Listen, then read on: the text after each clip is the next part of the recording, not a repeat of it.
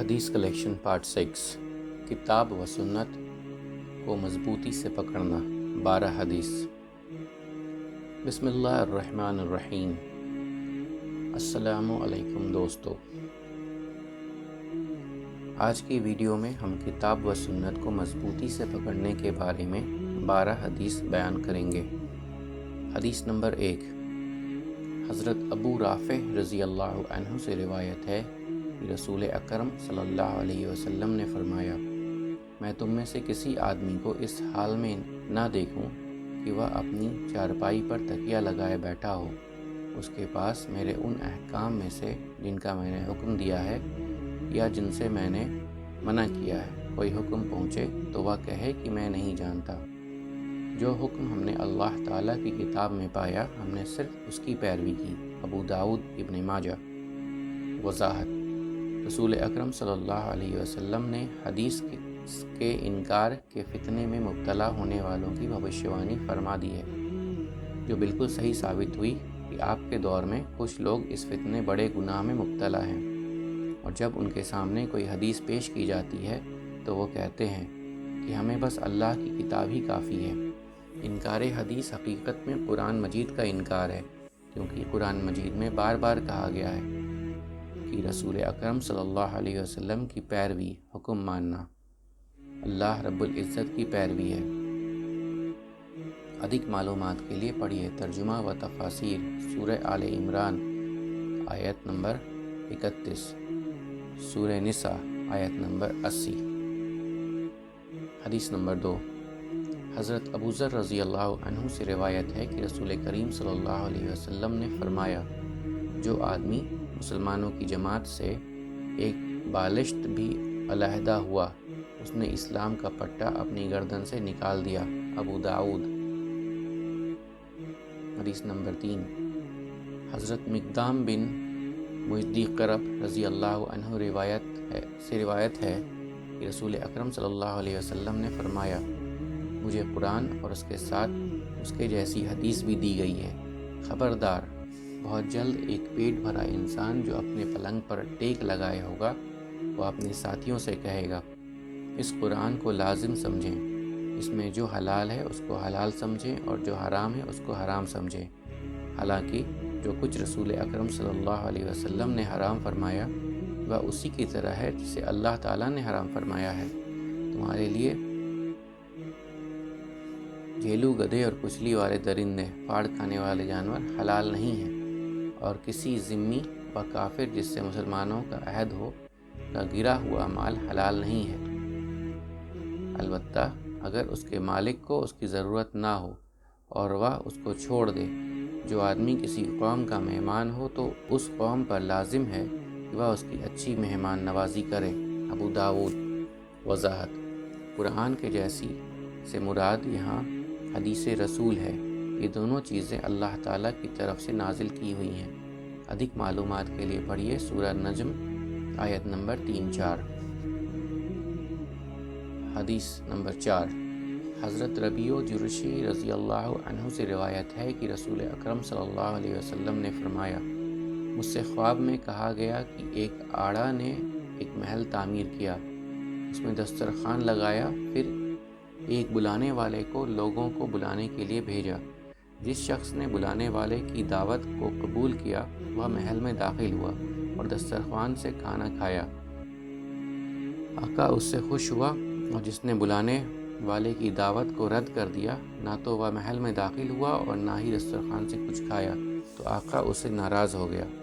پھر آپ نے فرمایا، آقا سے مراد اللہ رب العزت ہے، بلانے والے سے مراد میں محمد صلی اللہ علیہ وسلم، اور محل سے مراد اسلام ہے، اور دسترخوان سے مراد جنت۔ دارمی۔ حدیث، حضرت ارباز بن سریہ رضی اللہ عنہ سے روایت ہے کہ ایک دن رسول اکرم صلی اللہ علیہ وسلم نے ہماری امامت کروائی، پھر آپ نے ہمیں بڑا اثر انداز واعظ نصیحت کی بات فرمایا، جس سے آنکھیں آنسوؤں سے تر ہو گئیں اور دل ڈر گئے۔ ایک صحابی نے عرض کیا کہ اے اللہ کے رسول، یہ تو آپ کی الوداعی واعظ، جدائی کے وقت کی آخری نصیحت معلوم ہو رہا ہے، آپ ہمیں کوئی وصیت فرما دیں۔ آپ نے فرمایا میں تمہیں وصیت کرتا ہوں کہ تم اللہ تعالیٰ کا تقوی، ڈر اور پرہیزگاری اختیار کرو اور امیر یعنی حاکم کی بات سنو اور اطاعت کرو، اگرچہ وہ حبشی غلام ہی کیوں نہ ہو۔ بس تم میں سے جو آدمی میرے بعد زندہ رہا وہ بہت زیادہ اختلافات، جھگڑے دیکھے گا۔ بس تم میری اور ہدایت یافتہ خلفائے راشدین کی سنت کو تھامے رکھو، ہر سنت کو مضبوطی سے پکڑو اور اپنے آپ کو دین میں نیا کام ایجاد کرنے سے بچاؤ۔ ہر نیا کام بدعت ہے اور ہر بدعت گمراہی ہے اور ہر گمراہی دوزخ میں لے جانے والی ہے۔ ابو داؤد، ترمذی، ابن ماجہ۔ حدیث نمبر 6۔ حضرت عبداللہ بن مسعود رضی اللہ عنہ سے روایت ہے کہ رسول اکرم صلی اللہ علیہ وسلم نے ہمیں سمجھانے کے لیے ایک سیدھا خط لکیر کھینچا اور فرمایا یہ اللہ رضالہ کا راستہ ہے۔ پھر اس کے دائیں اور بائیں کچھ اور خطوط لکیریں کھینچی اور فرمایا یہ شیطان کے راستے ہیں اور ہر راہ کے کنارے پر شیطان ہے جو لوگوں کو ان راستوں کی طرف بلاتا ہے۔ پھر آپ نے یہ آیت مبارکہ تلاوت فرمائی، ان کا ترجمہ ہے، اور میرا یہ راستہ سیدھا ہے، تم اس کی پیروی کرو۔ سورہ انجام آیت نمبر 153۔ نسائی۔ حدیث نمبر 7۔ حضرت عبداللہ بن عمر رضی اللہ عنہ سے روایت ہے کہ رسول اکرم صلی اللہ علیہ وسلم نے فرمایا کوئی شخص اس وقت تک مومن نہیں بن سکتا جب تک اس کی نفسانی اچھائیں میرے لائی ہوئی شریعت خدائی قانون کے مطابق نہ ہو جائیں۔ شرح سنہ۔ حدیث نمبر 8۔ حضرت بلال بن حارث مزنی رضی اللہ عنہ سے روایت ہے کہ رسول اکرم صلی اللہ علیہ وسلم نے فرمایا جس نے میری کسی ایسی سنت کو زندہ کیا جو میرے بعد مٹ چکی تھی تو اس کو ان لوگوں کے ثواب کے برابر اجر ملے گا جنہوں نے اس پر عمل کیا، اور ان کے ثواب میں بھی کچھ کمی نہیں ہوگی۔ اور جس نے کوئی بدعت کا کام ایجاد کیا یعنی دین میں کوئی نئی بات نکالی اور اس کو پرچلت کیا جسے اللہ تعالیٰ اور اس کے رسول پسند نہیں فرماتے، تو اس کو ان لوگوں کے گناہوں کے برابر گناہ ملے گا جنہوں نے اس پر عمل کیا، اور ان کے گناہوں میں کچھ کمی نہیں ہوگی۔ ترمذی۔ حدیث نمبر 9۔ حضرت عمر بن عوف رضی اللہ عنہ سے روایت ہے کہ رسول اکرم صلی اللہ علیہ وسلم نے فرمایا بلا شبہ دین اسلام حجاز، مکہ مکرمہ اور اس کے آس پاس کے علاقوں میں اس طرح سمٹ کر آ جائے گا جس طرح سانپ اپنے بل سوراخ پہ سمٹ آتا ہے، اور اسلام حجاز میں اس طرح جگہ بنا لے گا جس طرح پہاڑی بکری پہاڑ کی بلندی پر اپنی جگہ بنا لیتی ہے۔ بلا شبہ دین اسلام شروعات کے وقت غریب تھا، یقیناً اس کا سماپن یعنی آخری دور بھی اس کے آغاز شروع کی حالت کی طرح ہوگا۔ بس خوشخبری ہے ایسے غریبوں کے لیے جو میرے بعد میری ایسی سنتوں کی اصلاح سدھار کریں گے جنہیں لوگ بگاڑ چکے ہوں گے۔ ترمذی۔ حدیث نمبر 10۔ حضرت معاویہ رضی اللہ عنہ سے روایت ہے کہ رسول اکرم صلی اللہ علیہ وسلم نے فرمایا میری امت پر ایک ایسا وقت آئے گا کہ وہ پوری طرح بنی اسرائیل کے نقش قدم پر چلنا شروع کر دیں گے، یہاں تک کہ اگر کسی نے اپنی ماں سے کھلے طور پر بدکاری کی ہوگی تو میری امت میں سے بھی ضرور ایسا آدمی ہوگا جو یہ کام کرے گا، اور بنی اسرائیل 72 فرقوں میں بٹ گئے جبکہ میری امت 73 فرقوں میں بٹ جائے گی، ان میں سے ایک جنت میں جائے گا اور باقی 72 دوزخ میں جائیں گے۔ صحابہ اکرام رضی اللہ عنہ سے سوال کیا کہ وہ جنت میں جانے والا فرقہ کون سا ہوگا؟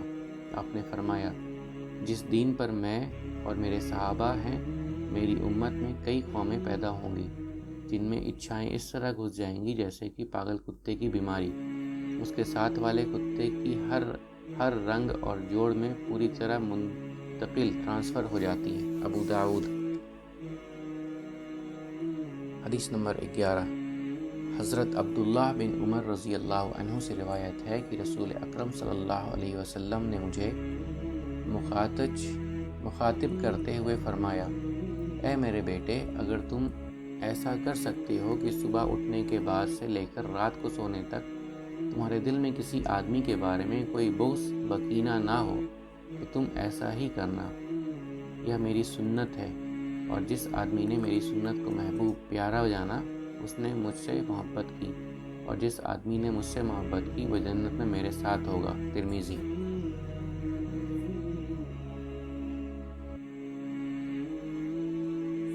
حدیث نمبر 12۔ حضرت ابو امامہ رضی اللہ عنہ سے روایت ہے کہ رسول اکرم صلی اللہ علیہ وسلم نے فرمایا، ہدایت کے بعد جب بھی کوئی قوم گمراہ ہوتی تھی تو اس کا آپس میں جھگڑا ہوا کرتا تھا۔ پھر رسول پاک صلی اللہ علیہ وسلم نے یہ آیت تلاوت فرمائی۔ ترجمہ: انہوں نے اس مثال کو آپ کے لیے صرف اس لیے پیش کیا کہ وہ آپ سے جھگڑا کریں، کافر لوگ تو جھگڑالو ہیں۔ سورہ زخرف آیت نمبر 58۔ ترمذی، ابن ماجہ۔ امید کرتا ہوں دوستوں کہ آپ کو آج کی ویڈیو اچھی لگی ہوگی۔ اگر آپ کو ہماری ویڈیو اچھی لگی ہے تو ویڈیو کو لائک ضرور کریں، اور مزید اسی طرح کی ویڈیوز دیکھنے کے لیے ہمارا چینل سبسکرائب کر لیں، اور دوستوں کے ساتھ شیئر کرنا بھی مت بھولیں۔ اللہ آپ سب کا حامی و ناصر ہو۔ انشاءاللہ ملتے ہیں اگلے ویڈیو میں۔ اجازت دیجیے۔ السلام علیکم۔ اللہ حافظ۔